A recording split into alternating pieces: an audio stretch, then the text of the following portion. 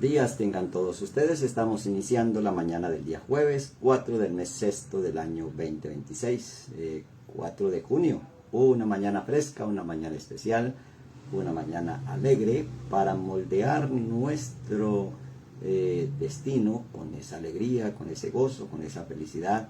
Y para eso pues tenemos este despertar de conciencia en su programa El Despertar con el Mesías. Un saludo muy especial a todos los que se conectan a esta hora. A tener un tiempo de calidad para quizás cambiar toda la vida.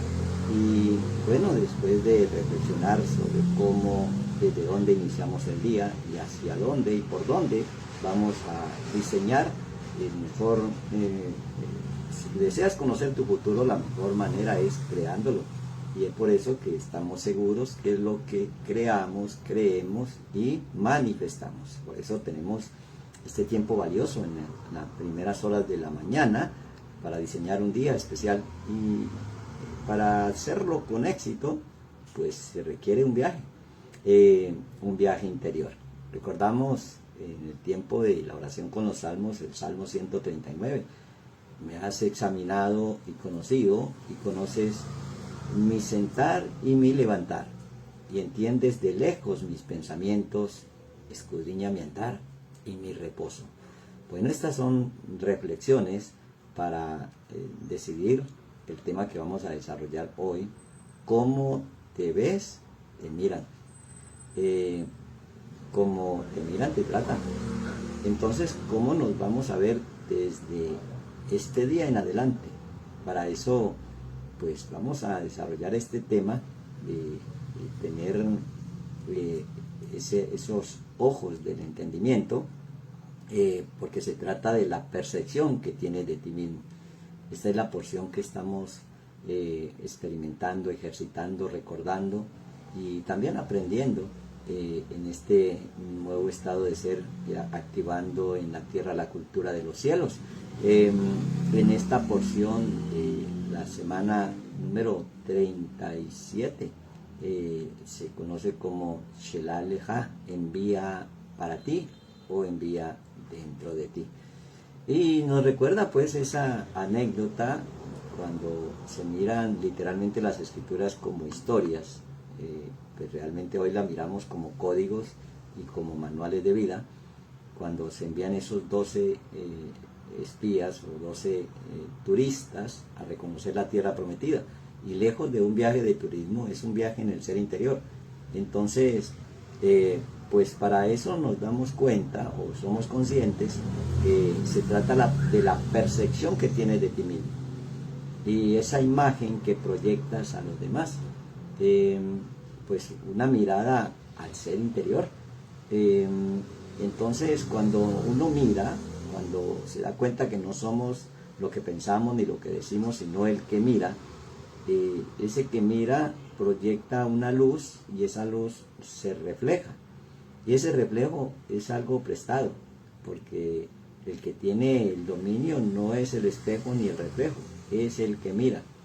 Entonces, cuando aparece el miedo, pues no hay que combatirlo, ni hay que vencerlo, ni con esfuerzo, ni con violencia.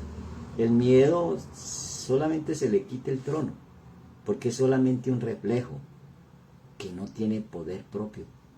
Y es allí donde nos damos cuenta lo que realmente somos, el poder de quien mira. Y por eso pues ejercitamos esa manera de mirar en nuestro ser interior, para entender el espejo, que es el reflejo que rebota en el mundo exterior. Entonces, si el miedo no es el dueño, el miedo es como el inquilino, entonces nos damos cuenta que somos los dueños de nuestros pensamientos y a su vez de nuestros sentimientos y de nuestras palabras. Entonces, ahí empezamos a elegir, porque el hijo es el producto, el resultado. O sea que no nacimos desde la cobardía ni desde la esclavitud, no nacimos desde ese estado de ser. Eso nos lo traspasaron, eso nos lo dieron, ahora tú lo devuelves. Es allí donde podemos cortar herencias generacionales de costumbres, culturas, modas que se establecen desde el miedo y no desde el amor. Por eso, pues la palabra, como es la luz, esa luz se refleja cuando se proyecta en el espejo. Entonces, la persona que despierta, lo primero que hace es ese recorrido interno para ver si no te gusta lo que reflejas, si no te gusta lo que estás viviendo, pues cambia lo que proyectas, cambia la manera de cómo te miras con respecto a esa situación. O sea que la persona despierta no pelea con el espejo, cambia las palabras y aprende a hablarse, hablarle a la mente, hablarle al corazón, hablarle a los órganos, hablarle al ser interior como el templo, como el sacerdote en el templo. Por eso, pues a quién estoy culpando por lo que me pasa. Y ahí es donde vemos que hay gran cantidad de la humanidad está dormida y culpa a los gobiernos de turno, culpa a su jefe, culpa a su pareja, culpa al sistema, y siempre estamos buscando culpables y no el responsable. Entonces, cuando uno mira el mundo exterior y mira lo material y piensa que esa es la realidad, pues está, eso se llama errado, equivocado, vendría a ser como lo malo. Y mirar la energía que sustenta lo material viene a ser como lo bueno. Entonces no es ni malo ni bueno, sino una elección. Las escrituras dicen, mira, yo pongo delante de ti la vida o la muerte, la bendición o la maldición. Pues están ahí en el mismo lugar, nosotros solamente decidimos, y cuando hacemos ese recorrido interno, aprendemos a decidir la bendición. Elige pues la vida para que vivas. Entonces elegimos ver que estamos vivos con respecto a esa situación que nos está, que estamos experimentando en el momento, en el lugar, y en ese aprendizaje que nos deja la experiencia vivida en cada momento, en cada lugar. Por eso, si quiero que me mires, pero no que me veas. Entonces, cuando quiero que me mires y no que me veas, empieza a ponerse silicona, empieza a ponerse como objetos externos o cosas externas o estereotipos para llamar la atención. Todas aquellas personas que usan su manera de vestir, sus pertenencias, llamando mucho la atención, con demasiados colores, con mucho ruido, pues están diciendo, quiero que me mires, pero que no me veas. Porque está escondiendo sus falencias detrás de esos destellos que reflejan la belleza del mundo exterior sin reparar los daños que hay en el interior. Entonces, pues requiero ver en mí el poder del omnipotente, porque si Dios está en mí, ¿quién contra mí? Y por eso crear conciencia en ese recorrido interno es reconocer que eres el origen de todo, eres la causa. Y por eso, si quieres solucionar, si quieres cambiar la consecuencia, hay que ir a la causa. Y es allí cuando entendemos por qué el profeta Elías instruye a Eliseo a restaurar el altar, y Eliseo dice que su sirviente estaba viendo una realidad de que los tenían rodeados, de que había mucho ejército, que no había nada que hacer en esa situación, y lleno de miedo y de temor. Entonces Eliseo o Elisha le dice a su siervo, Padre, haz que éste vea lo que yo estoy viendo. Y por eso tenemos ese cántico que usamos a diario, haciéndonos referencia a esa situación, de desarrollar la unción del profeta Elías para actuar así como actuó el profeta Eliseo. Que haz que éste vea lo que yo estoy viendo, que son más los que nos cuidan que los que nos persiguen. Poder observar en cada situación el ejército celestial que ha sido asignado y puesto a nuestro servicio y que acampan a nuestro alrededor. Entonces, si nosotros vemos gigantes o problemas que quizás son imposibles de solucionar, pues esos problemas son los mismos en toda la historia de la humanidad. Nunca tienes un problema en una situación. tienes una situación para ver, para leer lo que hay más allá de ella.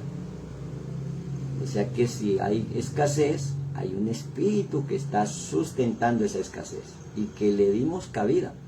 Entonces cuando soltamos el espíritu de escasez, el reflejo cambia porque declaramos abundancia y sobreabundancia. Entonces el espejo sigue siendo el mismo, pero el reflejo cambió.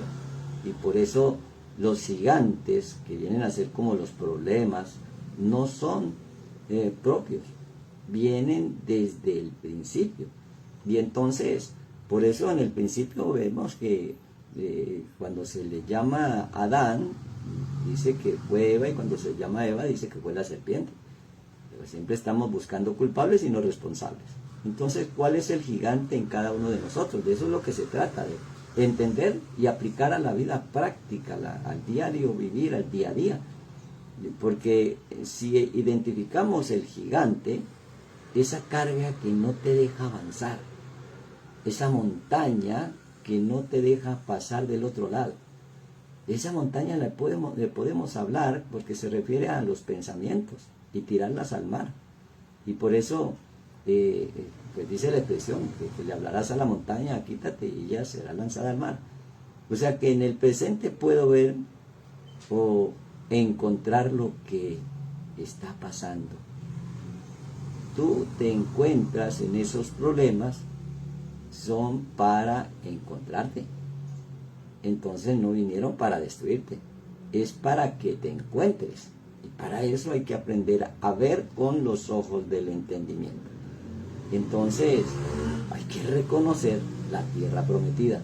Y por eso nos dice la escritura de esos 12 príncipes que fueron a enviar a reconocer la tierra prometida como turistas.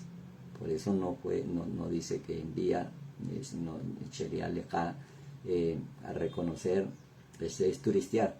Y ahí viene la palabra turra, darle una vuelta, un recorrido. Entonces, pues después de esa reparación en el recorrido interno, como te ves a ti mismo, determina la empatía con los líderes. Y es allí donde viene la enseñanza, que esta porción no es una porción semanal, es para toda la vida, porque aquí en esta porción se condena toda una generación a morir en el desierto. O sea que de ahí en adelante, que si no entramos en el reposo, dice, juré en mi ira que no entrarían en mi reposo. Entonces, se trata de conocernos a nosotros mismos, si somos realmente hechos conforme a la imagen y la semejanza del Creador, pues debemos de observar esa imagen de imaginación conforme al poder del Omnipotente. Entonces, pues ahora vemos el ejemplo en este tiempo donde muchas personas no saben cómo elegir, porque están mirando el mundo exterior. Pues el líder solo representa la conciencia de sus seguidores o la conciencia de ese pueblo. Entonces cuando la conciencia está cauterizada se eligen líderes violentos, altivos, soberbios. Es lo que se conoce en el hebreo como otruanes, se conoce como gibor, como gigante.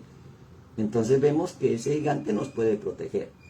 Y entonces nos vamos por la elección más fácil, que es en lo material, que hay que destruirlo, que hay que acabarlo, que hay que matarlo, y que para eso vamos a usar la fuerza en lugar de usar el poder.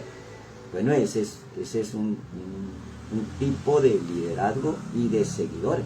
Pero hay otros que son los despiertos, que son los que tienen conciencia, que saben que eso ya pasó y que toda esa generación murió en el desierto, que murió en los problemas, porque murieron los 10 espías que trajeron el informe falso, y también toda esa generación que estuvo de acuerdo con esa visión. O sea que el Todopoderoso, el Yo Soy, no enseña cuando crea, dice y vio que era bueno. Allí nos instruye a mirar lo que creamos y en lo que creemos. Si vemos que no es bueno, pues simplemente no tiene el modelo del Creador, como tal no tiene la bendición. Entonces no se trata de tomar a alguien porque quizás es empático a ese altar en ruinas que hay dentro de ese que eligió el violento, la destrucción y la guerra, entonces lo primero que hay que hacer es lo que nos dice el profeta Elías: restaurar el altar del Señor que estaba en ruinas. Es iniciar desde el amor. Cuando en un altar restaurado, el inicio es desde el amor, desde el perdón, desde la paz, desde la armonía. Por eso dice: buscar la paz con todos y la santidad sin la cual nadie verá al Señor. Entonces, mirar por nosotros mismos, como dicen los evangelios, miren por ustedes mismos, porque si yo me elevo al estado de ser más elevado que el estado del amor, porque si Dios es amor, tengo que ser empático al amor y no a el odio ni al resentimiento. Mirar por ustedes mismos. Entonces dijo: oye, eso es necesario que yo me eleve para que en el lugar donde yo estoy, ustedes también puedan estar. O sea que ese lugar más elevado no es una canción, no es un estado de ser amoroso, de ser perdonador, de ser misericordioso. Entonces conocer es liberación, es reconocer. Conocer no solamente nos libera, lo que nos libera es el reconocimiento. ¿Nos libera de qué? Pues del mundo dual, y nos lleva al mundo de la libertad, al mundo de la unidad. Entonces, pues esos paradigmas o esos ejemplos de vidas paralelas, de ahí parábola, esos paradigmas, cuando uno mira la tierra, dice que si es buena, si es fértil o es infértil, si hay árbol, no dice árboles, o sea, si hay árbol de la vida. Entonces, obviamente en el original, si hay árbol, son pequeños detalles que están en el contexto original. Esto, cuando dice en el original, no dice que hay árboles, sino si hay árbol, porque se está refiriendo si es el árbol de la vida o está el árbol del bien y del mal. Entonces, bueno, los paradigmas que te dicen qué es la verdad o qué no es verdad. Y entonces, pues tenemos allí el paradigma de la religión, que está obviamente alineada con ese mundo sin reparar, y entonces eligen líderes corruptos y escondiendo la verdad del Mesías y perdiendo el propósito de qué es lo que vamos a buscar en las comunidades religiosas y no en nuestro corazón. O sea que pues ese paradigma de la religión no separa del Todopoderoso y te dice que no eres como él.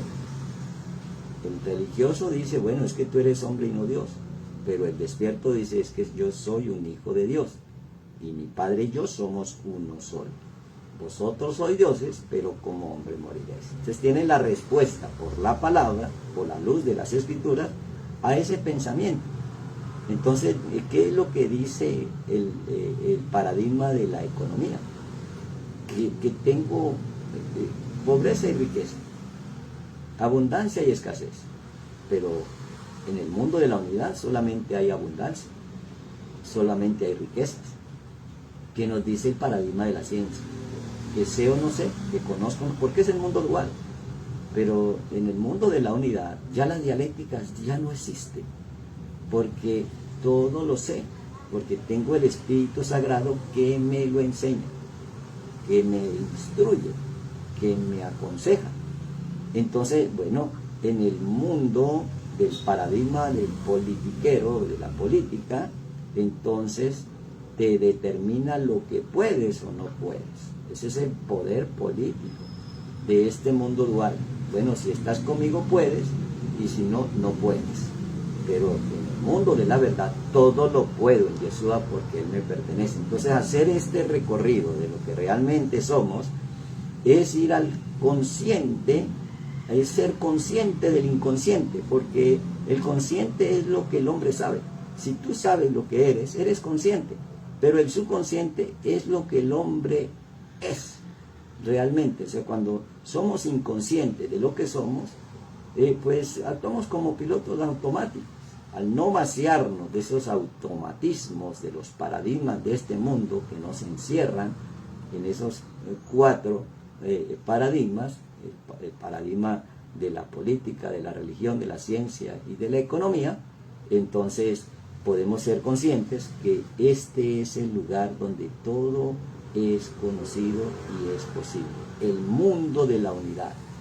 Por eso pues se debate que los monoteístas fueron los más destructivos, porque no se trata de monoteísmo, se trata de una unidad en la manera de pensar.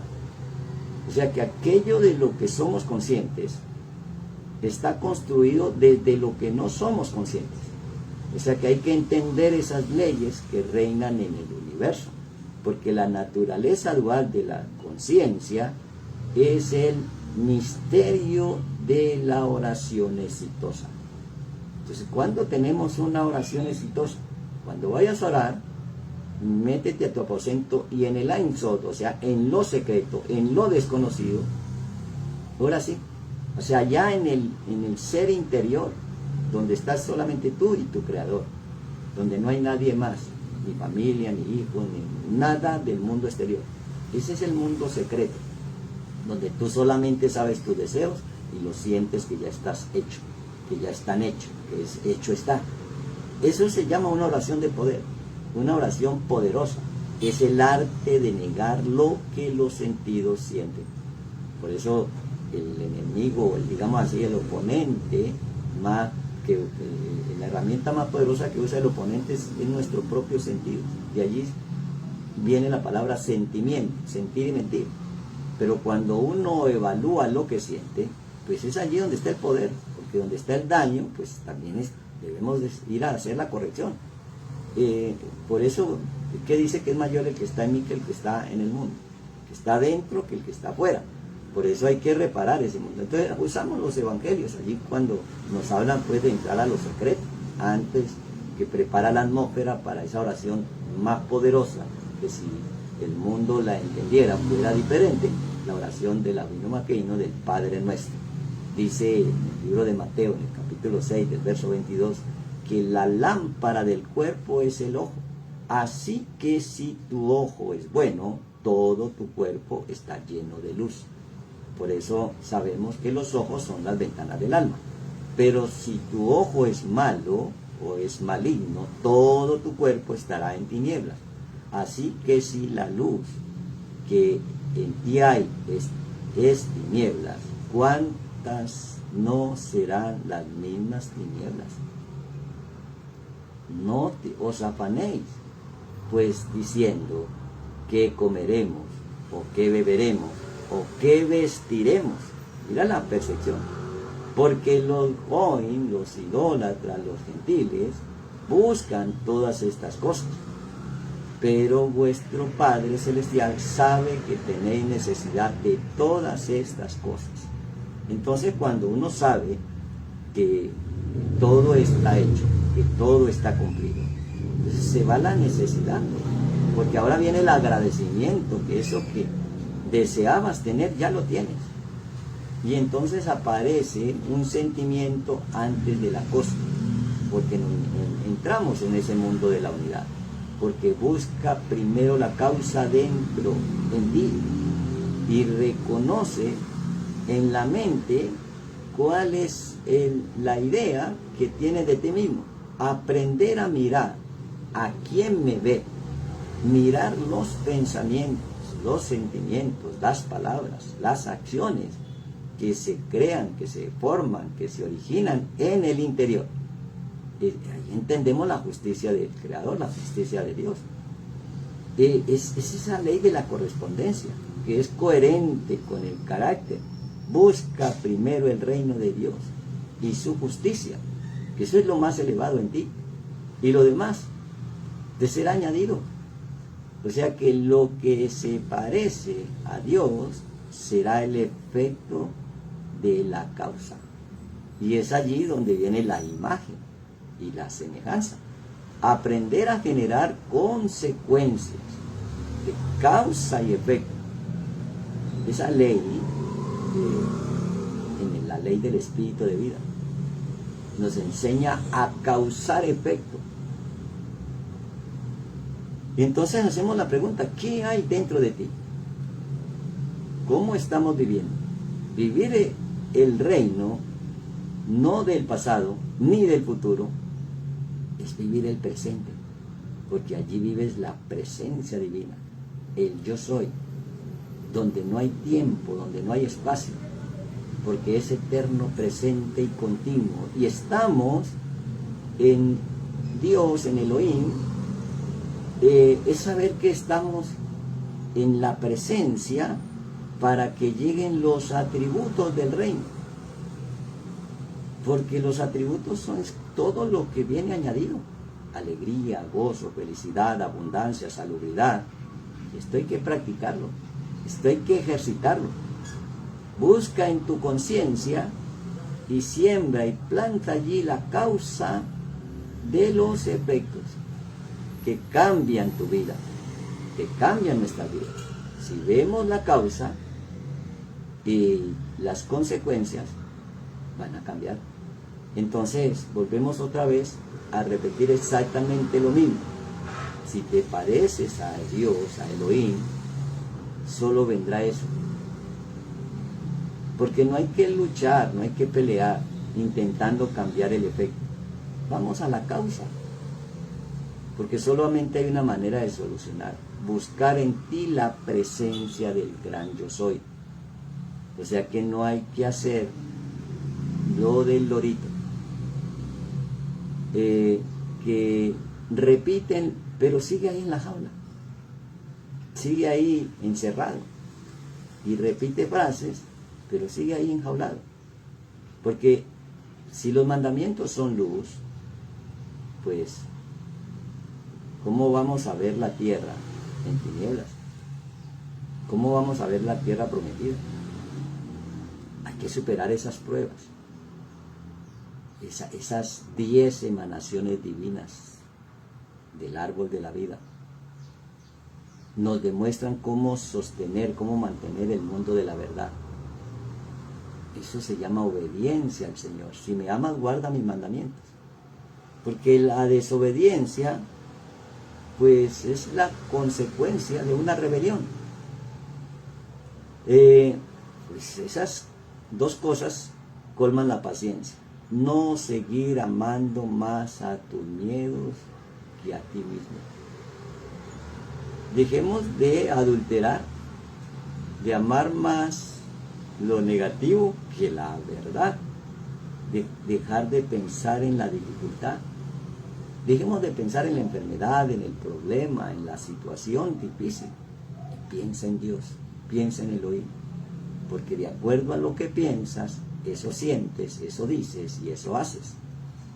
Entonces, al hacer ese recorrido interno, nos damos cuenta que en todo lo bueno, en todo lo amable, en eso penséis, si es que hay virtud, porque si no hay virtud, pues le da más énfasis a los traumas del pasado, contando historias de sucesos traumáticos, abriendo más las heridas, porque nada sucede si no lo llevas a la práctica. Y eso es lo que vamos a hacer, vamos a practicar, porque si no estás pensando en el yo soy, en el Elohim, pues practiquémoslo, porque la práctica es lo que entendí de la teoría.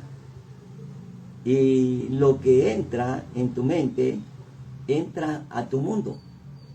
Entonces, ¿cuál es la puerta que vamos a abrir? ¿La de la bendición o de la maldición? Bueno, dice la Escritura que 10 veces ya me han tentado. Por eso aparece la experiencia de Jesús en el monte de la tentación. Tentar 10 veces es no evaluar esos 10 preceptos, esos 10 pasos, esas 10 emanaciones. De eso que piensas, de eso que dices, de eso que haces en tu ser interior, de eso que evalúas y de eso que resplandece, también de lo que sueñas, también de si eres con el carácter animal o con el carácter divino, si eres manso y humilde, si estás conectado a ese mundo de la humildad y de la mansedumbre, y si lo estás manifestando. Esas 10 expresiones, pues vemos todos los que vieron mi gloria y mis señales que he hecho en Egipto y en el desierto y me han tentado ya 10 veces, no han oído mi voz. Porque si escucharas hoy mi voz, dice en Números 14:22, bueno, no verán la tierra la cual juré a sus padres, no, ninguno de los que me han irritado la verá. Bueno, entonces no se trata de apaciguar a un Dios altivo y soberbio que está enojado porque no hace no le obedecemos. Se trata de entender que es para proteger